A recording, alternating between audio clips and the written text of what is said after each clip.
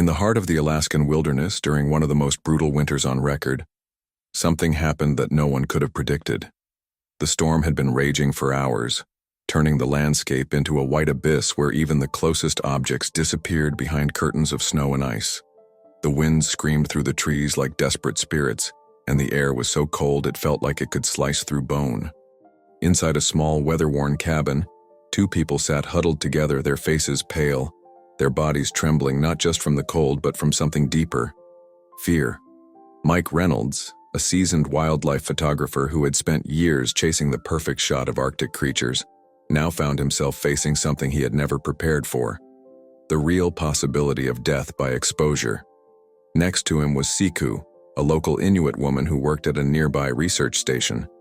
She had been helping Mike track polar bear migration patterns for a documentary. But now none of that mattered. Their snowmobiles had broken down miles away, forcing them to take shelter in this abandoned hunting cabin. The hours dragged on. The temperature outside continued to plummet, reaching levels that even the hardiest Alaskans would call unbearable. Their food supplies were almost gone. The last of their fuel had been burned to keep the small stove alive, but it had died hours ago, leaving only a faint metallic smell and the bitter cold settling in like an unwelcome guest. Mike's lips were cracked and bleeding. His fingers, even under layers of gloves, felt numb and unresponsive. Siku sat across from him, clutching a thin blanket around her shoulders, her dark eyes focused on the single lantern flickering in the corner of the room. The light danced along the wooden walls, casting long, trembling shadows that seemed to mock their helplessness. The radio, their only link to the outside world, had stopped working 2 days ago after the antenna snapped in the violent winds. No one knew they were here. No one was coming to rescue them. Mike exhaled slowly, watching the small cloud of vapor leave his mouth. "If this storm doesn't let up by tomorrow," he whispered, his voice rough and broken, "we're not making it." Siku didn't respond at first. Her gaze remained fixed on the tiny window, though there was nothing to see but swirling snow. Then she said softly, almost as if speaking to herself, "The spirits of the land, they test us. Sometimes they send help." Mike let out a dry, hollow laugh. "Help? Out here?" Siku didn't answer. The words lingered in the cold air between them, suspended like frost. Another hour passed, then another. The walls of the cabin creaked under the pressure of the wind. The roof threatened to give in. Every sound became a new reason for their hearts to race. Each gust made them wonder if the next would be the one to tear the shelter apart. Suddenly, a new noise cut through the chaos of the blizzard. A deep, low scraping sound coming from the back wall of the cabin. Mike froze. Siku's eyes widened. They listened. There it was again. A dragging, digging noise, like claws tearing through frozen earth and compacted snow. Mike's survival instincts kicked in. His mind raced through every possibility. Could it be the wind shifting debris? An avalanche beginning to form? Or worse, an animal? Another scratch. Closer now. Siku stood, moving carefully to the corner to grab the old hunting rifle left by whoever had abandoned the cabin. But Mike gestured for her to wait. His curiosity, sharpened by years of observing wildlife, burned hotter than his fear. Crawling towards the back wall, he pressed his ear against the cold wood. Yes, it was definitely digging. And then, a low, guttural sound. A kind of frustrated huffing, followed by more frantic scratching. Mike's breath caught in his throat. His mind formed the image even before he could confirm it. There was something big, outside. He crawled over to the window, wiping away the frost with his sleeve. At first, he saw nothing but the endless white. But then, just for a second, the outline of something massive moved against the snow. A bear, a grizzly. It was pawing aggressively at the ground near the cabin. Mike's heart began to pound. He turned back to Siku, his face pale. "It's a bear," he whispered. "It's trying to dig right into us." Siku's hands tightened around the cold metal of the rifle. "Is it trying to get in?" she asked, her voice trembling but steady enough to show she was ready to defend herself if needed. Mike shook his head slowly, staring at the wall as the scratching continued. I don't think so. It's digging near the ventilation shaft. The realization hit him like a punch.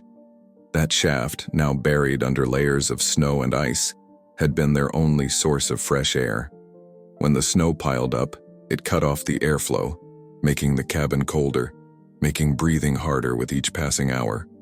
Could the bear, somehow, be digging it out? It didn't make sense. Why would a wild animal, especially a grizzly in the middle of a storm, do something like this? Another heavy scrape shook the wall, followed by the sound of shifting snow. Then, for the first time in hours, a faint rush of air flowed back into the cabin. It was cold, icy even, but it was air, fresh and moving. Mike and Siku exchanged a look. Neither of them said a word, but both knew this small change might mean the difference between life and death. Mike moved closer to the window again, trying to catch another glimpse of the animal. Through the swirling snow, he could barely make out the bear's large form moving back and forth near the newly cleared area. "She's not leaving," Siku murmured. "She's waiting." Mike's mind struggled to make sense of it. This was not normal behavior. Grizzlies were territorial. They avoided humans. But this bear, she seemed almost aware. For the next hour, the bear remained outside.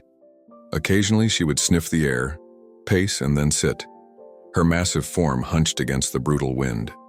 Inside, the cabin felt different now, less like a tomb and more like a fragile shelter, like hope had slipped through that reopened vent along with the air. Mike wrapped an extra layer around Siku's shoulders, his hands shaking not just from the cold, but from adrenaline and disbelief. "We need a plan," he said. "If the storm calms down even a little, we might have a chance to move." Siku nodded, her survival instincts kicking in. "We can't stay here much longer." They both knew that. The cabin was falling apart. Even with air flowing again, they had no more fuel, almost no food, and body temperatures dropping dangerously low. Suddenly the bear stood, her large head turned towards the distant tree line. Then she looked back at the cabin. Mike could swear she was waiting for them. A strange thought entered his mind. What if she wanted them to follow? "No way," he whispered to himself. But then, as if confirming that exact suspicion, the bear took a few steps toward the trees, stopped, and turned her head again. Mike turned to Siku. I think she wants us to follow her." Siku's eyes widened. "Are you out of your mind?" "Maybe," he said, half laughing, half terrified. "But staying here, that's a guaranteed death sentence." The bear paced a few more feet ahead, then stopped again. This time she let out a low rumbling sound, not threatening, but almost encouraging. Mike grabbed what little they had left, a small backpack with an energy bar, a half-empty bottle of water, and a spare blanket. Siku hesitated, her gaze fixed on the bear outside. Then she nodded. They layered every piece of clothing they could find and opened the cabin door for the first time in 3 days. The cold hit them like a wall of knives. Mike's lungs felt like they would shatter with the first breath, but they stepped outside. The bear, still about 20 feet away, waited. Then she started moving slowly through the snow, keeping just enough distance that they could follow, but not so far that she disappeared from sight. Every step was agony. The snow reached their knees. The wind pushed against them with relentless force. Mike's muscles screamed in protest, but he kept going, one foot after another. Siku stumbled, falling to her hands and knees. Mike helped her up, both of them gasping, their faces burning from frostbite. But the bear, she kept going, stopping every few minutes to glance back, making sure they were still following. After what felt like hours, Mike's legs started to give out. His vision blurred. His skin, even under multiple layers, began to feel numb in dangerous ways. Then, just as his body threatened to surrender, he saw it. Through the snow, a dark shape emerged in the distance. A building, an old ranger station. Mike's heart surged with hope. They pushed forward with renewed energy, stumbling and falling but never stopping. As they reached the door of the station, Siku collapsed against the wall, sobbing uncontrollably. Mike used the last of his strength to force the frozen door open. Inside, there was warmth. Not much, but enough. There were emergency blankets, canned food, a working two-way radio powered by an old but functional backup battery.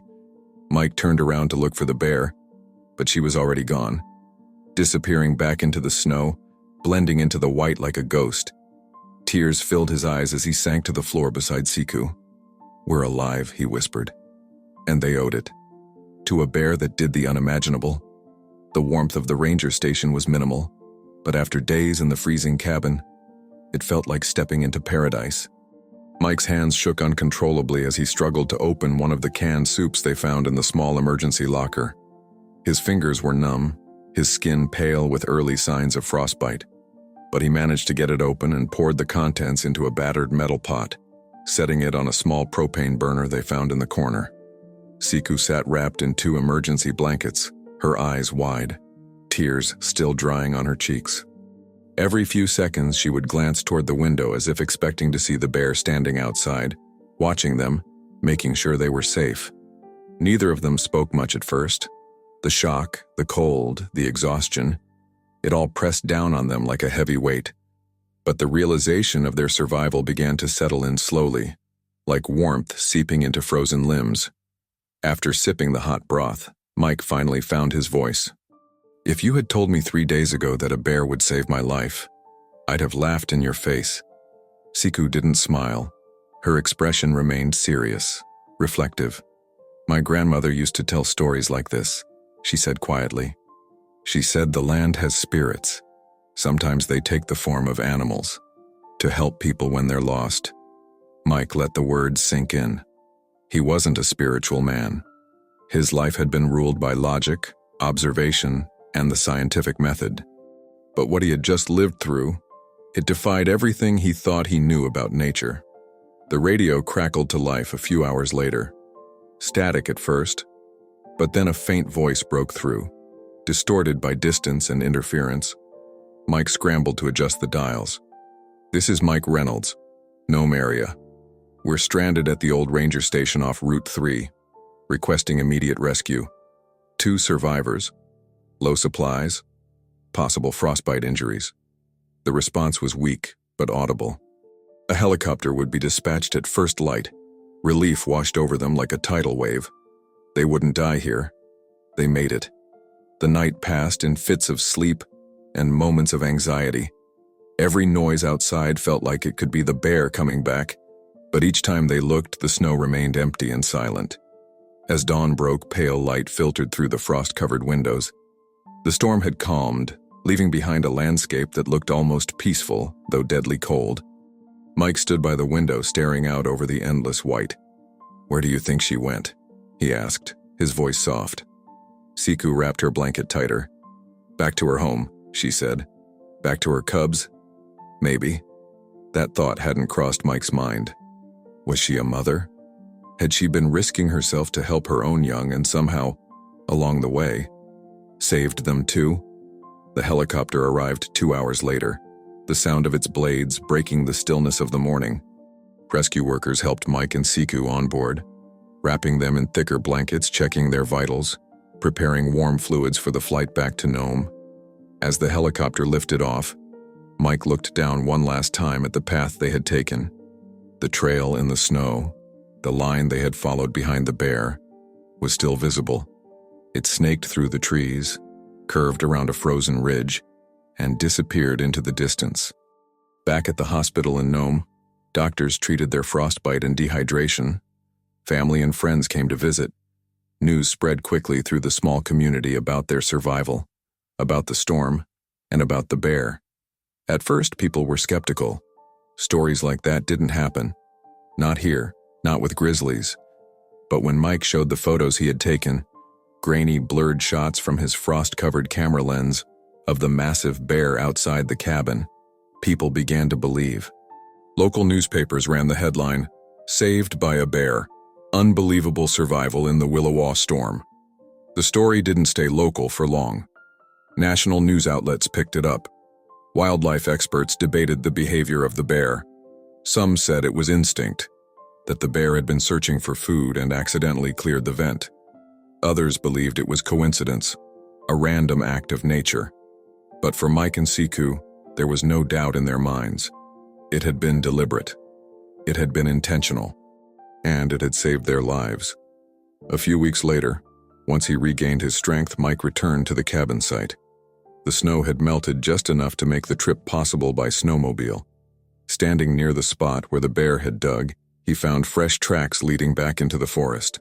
Large, powerful, unmistakably hers. He followed them for a while, heart pounding with every step, but eventually the trail vanished into the woods, swallowed by the thawing earth and new snowfall. Mike stood there for a long time, breathing in the cold, crisp air, feeling something he hadn't felt in years. Gratitude, not just for surviving, but for witnessing something extraordinary. Back in Nome, people began telling their own stories. Old tales of animals saving humans in times of need. Legends passed down from generation to generation among the Inuit people. About wolves guiding lost travelers, ravens bringing warning, and now, a grizzly bear clearing snow to save two strangers. Mike sat at his desk that night staring at the blinking cursor on his laptop. For the first time in his career, he wasn't sure how to write this story. Facts seemed too simple, too cold, too scientific. This was more than a survival story. It was a story of connection, of instinct, of something unexplainable. As he began to type, he whispered softly to himself, "Thank you, Nanook, wherever you are." Outside his window, the northern lights danced across the sky. It felt almost like an answer. Days passed, but the story stayed alive in every corner of Nome. At the local diner, people whispered about it over their morning coffee. In the market, strangers approached Mike and Siku, asking for details, wanting to know everything. Parents told their children the story before bedtime, describing the brave bear who saved two lives during the worst storm the town had seen in decades. One morning, while Mike was sitting near the harbor, looking out at the frozen sea, a group of schoolchildren walked by. One little girl, no older than 7, ran up to him and asked, "Do you think she knew that you needed help?" Mike smiled, kneeling down to her level. "I like to believe she did," he said softly. The girl nodded, satisfied with that answer, then ran back to her friends. Later that afternoon, Siku visited him at his small home. She brought with her an old book of Inuit legends, its cover worn from years of handling. "My grandmother gave me this," she said, placing it on the table. "There's a story in here about a great bear spirit who appears during times of greatest need." Mike flipped through the pages, stopping at a hand-drawn illustration of a large bear standing between two travelers in a storm.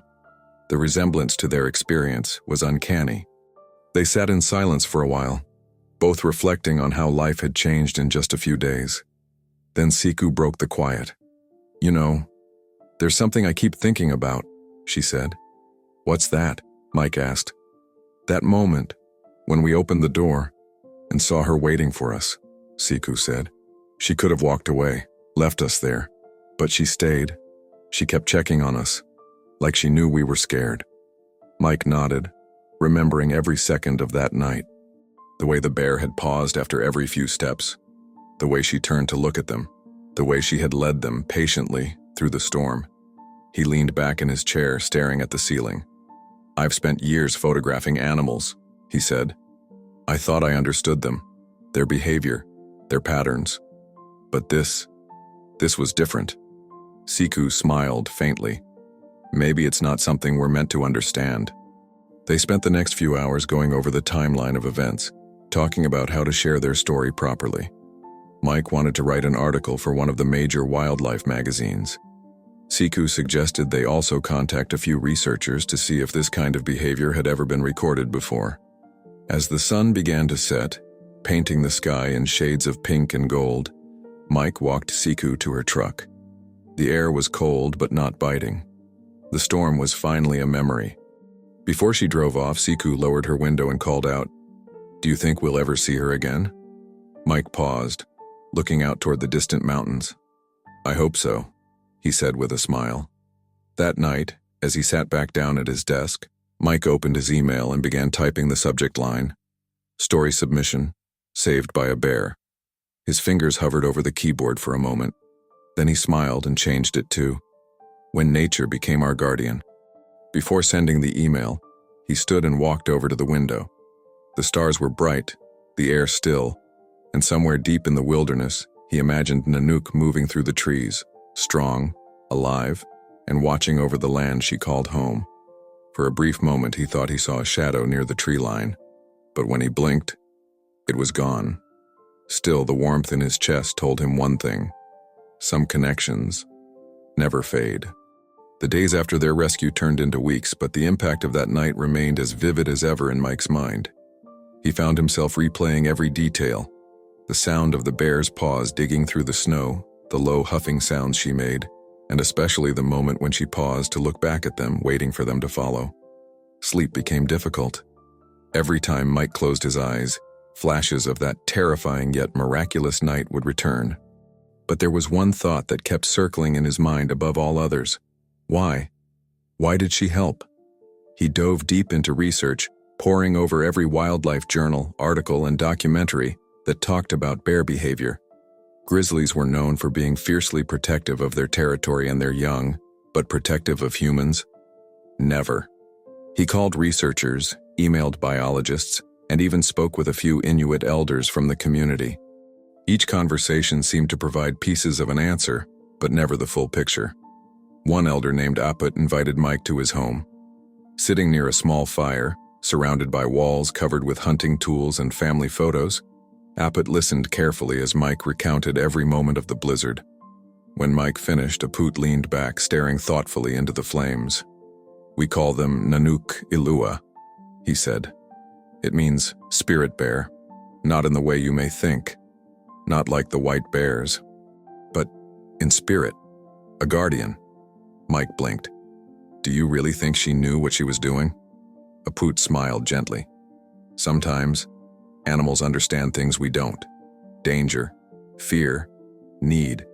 Maybe she felt your desperation, your weakness, and maybe she chose to help." The idea lingered in Mike's mind for days. Determined to see for himself if the bear was still out there, Mike prepared for a short expedition.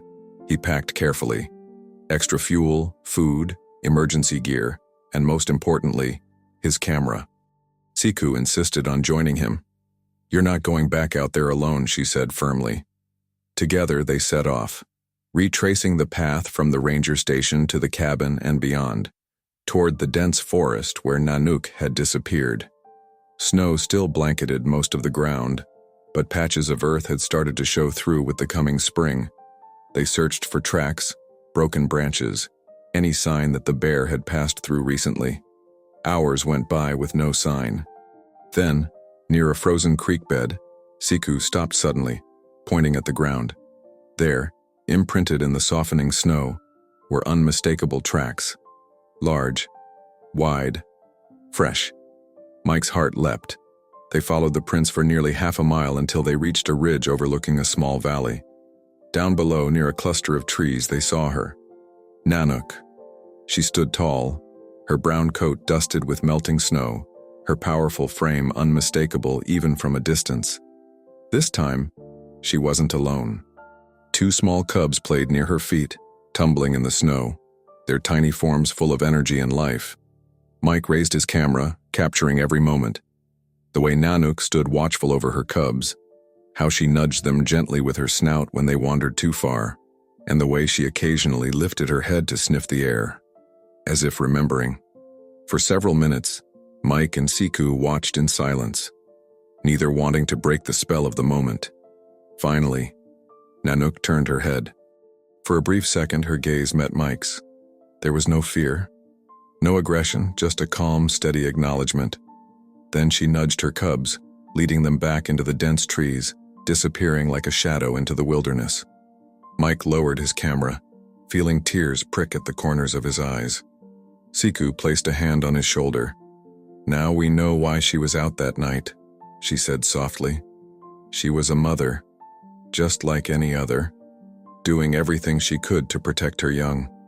Mike nodded, the truth settling into his heart like a long-awaited answer. On their way back to town, they didn't speak much. Words seemed unnecessary. But as the familiar skyline of Nome appeared in the distance, Mike felt something shift inside him. a deeper respect for the wild, a renewed sense of connection to the world around him. That night, he sat at his desk once again, scrolling through the photos he had taken of Nanook and her cubs. For the first time since the storm, he smiled, not just with relief but with genuine heart-deep gratitude. He began writing the final part of his article, and at the very end he typed, "In a world where we often forget how closely our lives are tied to nature, sometimes it takes the unlikeliest of heroes to remind us. For me, that hero was a mother bear named Nanook." Mike hit send, submitting the article for publication. He closed his laptop, leaned back in his chair, and allowed himself to breathe. Somewhere out there, in the heart of the Alaskan wilderness, life went on, and that was enough. Weeks turned into months, but the story of Nanook continued to echo far beyond the small town of Nome. Mike's article was published in a leading wildlife magazine, sparking discussions among scientists, environmentalists, and animal lovers around the world. The story was shared on social media, featured on television programs, and even became the subject of several radio interviews. People from different countries reached out to Mike and Siku, expressing how deeply the story had touched them. Letters arrived by the dozens, some handwritten, others typed, filled with words of awe, gratitude, and emotional connection. One letter stood out. It came from a school teacher in Canada who had read the story to her class of 4th graders. The students had been so moved that they created drawings of Nanook and her cubs, sending them along with their teacher's letter. Each drawing showed the bear leading Mike and Siku through the snow, guiding them to safety. Mike pinned the drawings to his wall, smiling every time he walked past them. But despite the outpouring of support and fascination, there were skeptics too. Wildlife experts debated endlessly on news panels and podcasts. Some said the bear was merely acting on instinct, looking for food, and that any help she provided was purely accidental. Others argued that animals are more sentient and emotionally aware than science had previously documented. Mike listened to all the debates, but deep down, he knew the truth of what he had experienced.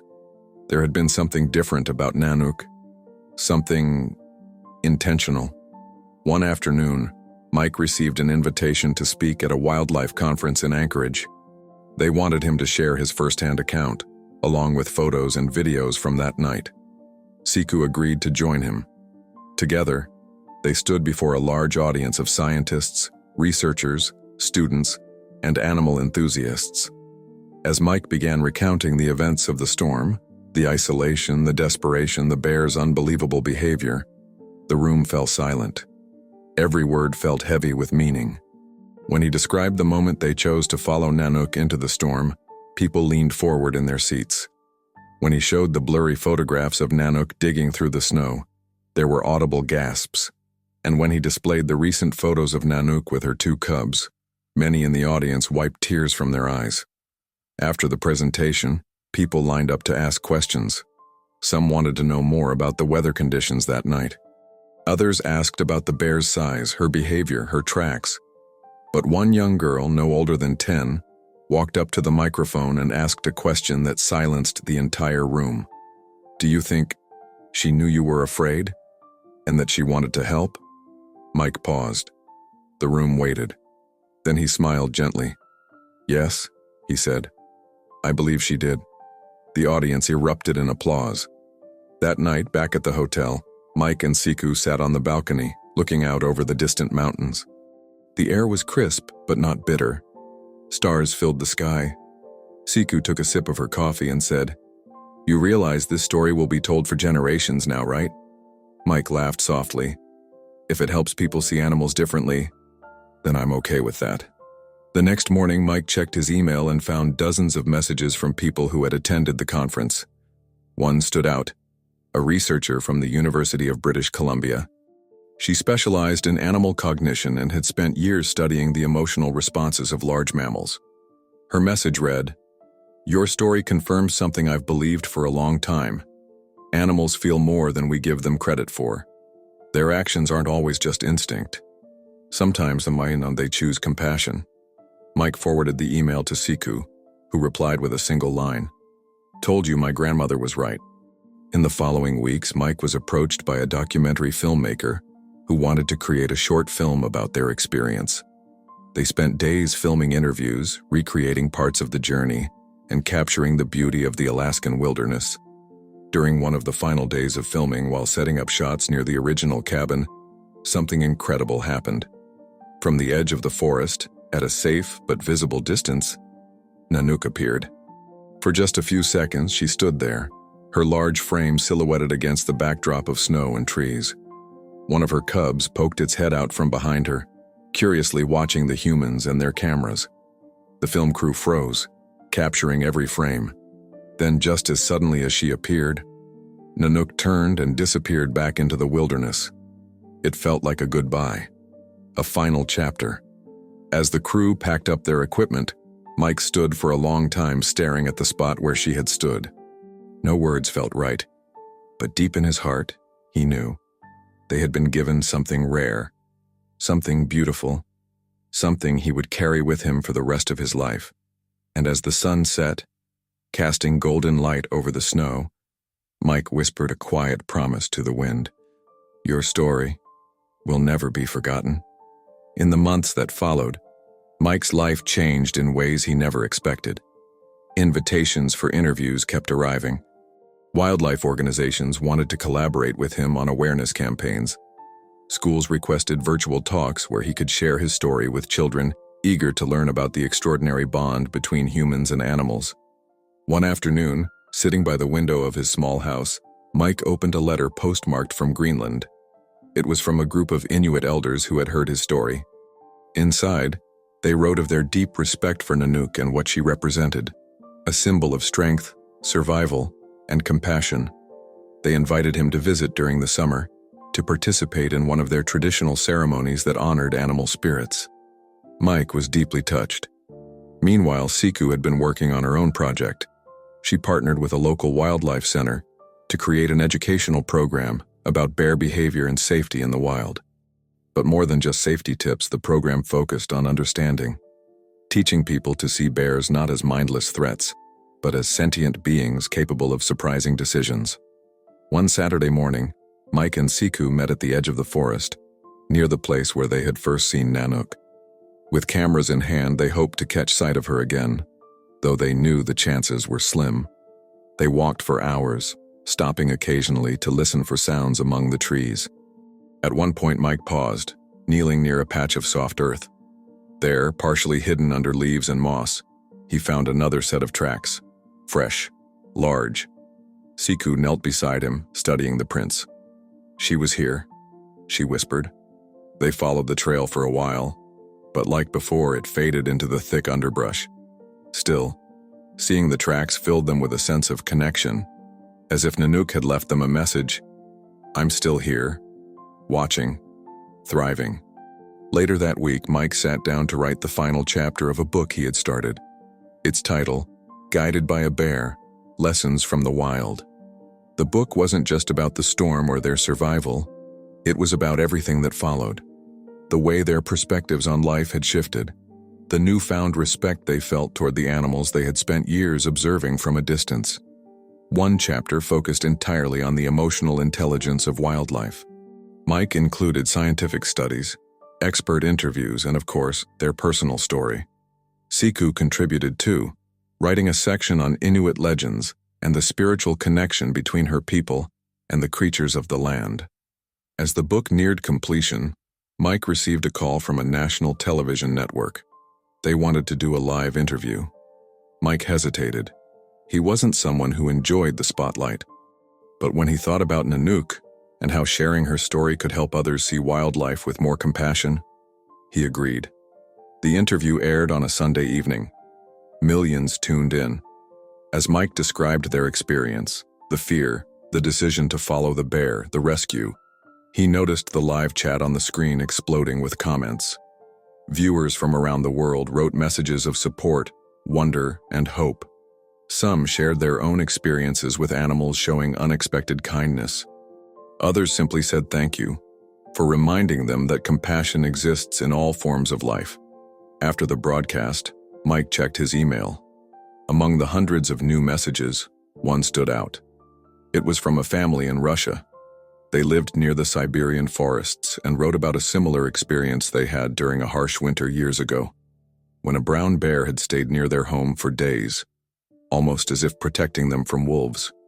Their story mirrored so much of what Mike and Siku had lived through. The realization hit him hard. Maybe these moments weren't as rare as people thought. Maybe they just weren't shared often enough. That night, sitting outside under the stars, Mike pulled out his camera, adjusting the lens to capture the moonlight filtering through the trees. Siku joined him, sitting quietly beside him. For a long time, neither of them spoke. Then, breaking the silence, Siku said, "Do you think she'll come back again?" Mike lowered his camera, smiling as he gazed toward the dark silhouette of the forest. "She doesn't need to," he said. "She already gave us more than we could ever ask for." Together they sat, two humans forever changed by a single unimaginable act of compassion, waiting for the dawn. As summer approached and the Alaskan snow began to melt, life in Nome returned to its usual rhythm.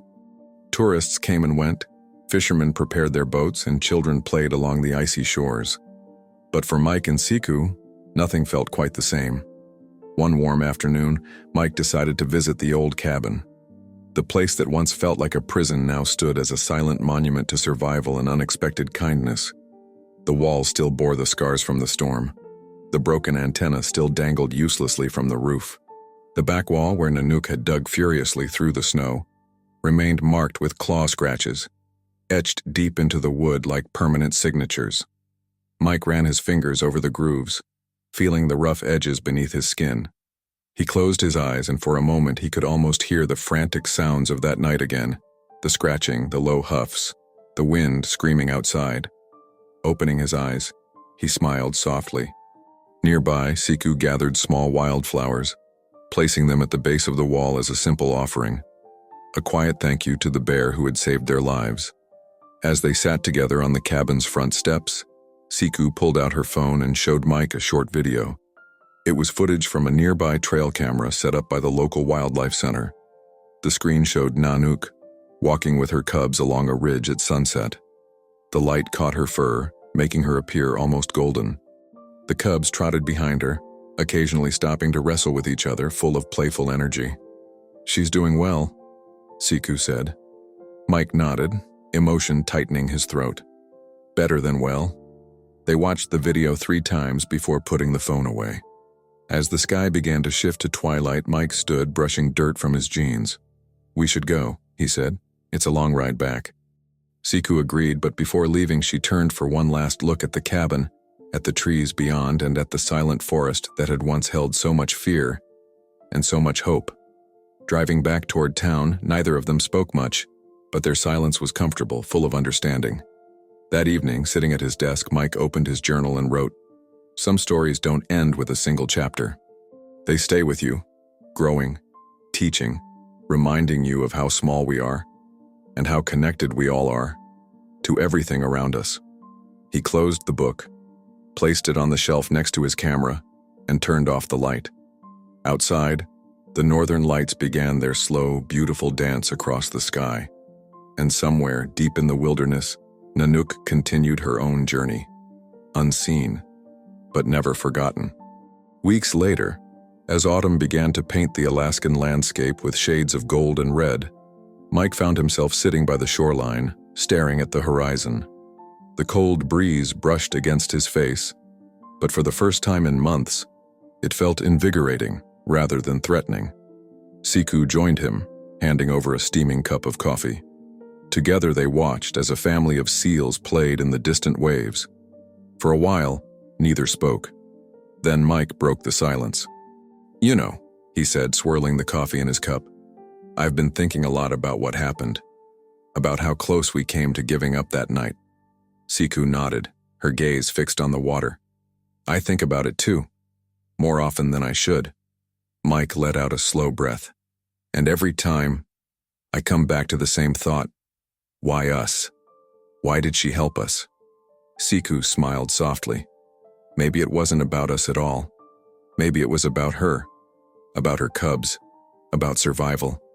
And somehow, Our paths just crossed at the right moment. Mike considered her words.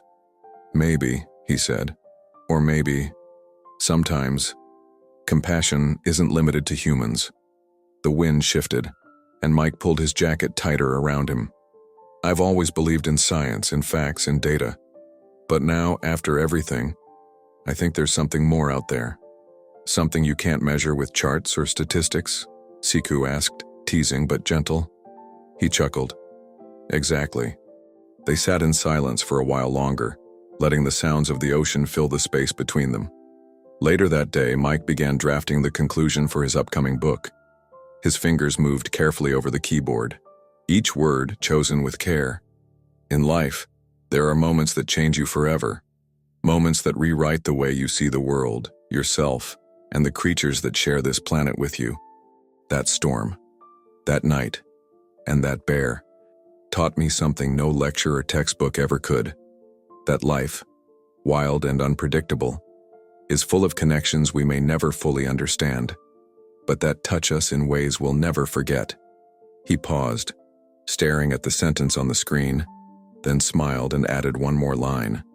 To Nanook, thank you for choosing to walk with us, even for just a little while. The book was finished. Mike submitted the manuscript to his publisher that same evening. A week later, as he stepped outside to gather firewood for the coming winter, Mike looked toward the distant tree line. The leaves were starting to fall. The air smelled of change. And though he couldn't see her, somewhere out there, he knew Nanook and her cubs were preparing for their own journey through the seasons. Life continued, and the story would live on. As the first snowflakes of winter began to fall once again over Nome, Mike stood at the edge of the forest, breathing in the crisp air. The cold no longer felt like an enemy. It felt like part of the story, part of the place that had tested him, shaped him, and given him a new understanding of life. He zipped up his jacket and turned back toward town, knowing that the seasons would continue to change, but the memory of that storm and the bear who saved them would never fade. Back home, Mike sat by the window, watching the snow settle gently over the ground. On his desk sat a copy of his newly published book, its cover featuring a blurred photograph of Nanook standing in the snow, her figure barely visible through the storm, but unmistakably strong and present. The first reviews had started coming in. Readers from around the world described how the story had touched their hearts, reminding them of the power of compassion, instinct, and unexpected connections. Mike closed the book and stood up, walking over to his camera. He lifted it, looking through the lens out toward the distant trees. Even though there was no movement now, he smiled, feeling that same quiet connection lingering in the air. At that exact moment, his phone buzzed with a notification. It was a message from Siku. Just 2 words. Look outside. Mike hurried to the door and stepped out onto the porch. The cold air bit at his skin, but his heart raced with something warmer. Anticipation.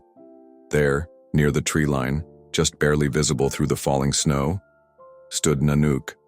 Her large frame stood still, her head turned in his direction for a brief second. Then, with calm grace, she turned and disappeared into the forest once more. No words were needed. Mike stood there, tears threatening to form, heart pounding in his chest. This wasn't goodbye. It was, see you later. He went back inside, sat down at his computer, and opened his video editing software. Pulling together footage from the storm, photos from their journey, and clips from the documentary project, he began creating a new video for his channel. As the timeline filled with moments of fear, of hope, of survival, he added his voiceover.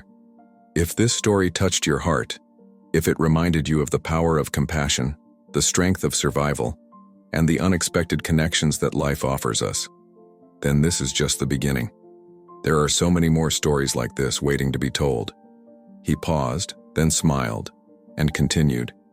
Make sure to subscribe to this channel right now so you don't miss the next chapter. And as soon as this video ends, another incredible story is waiting for you right here on your screen.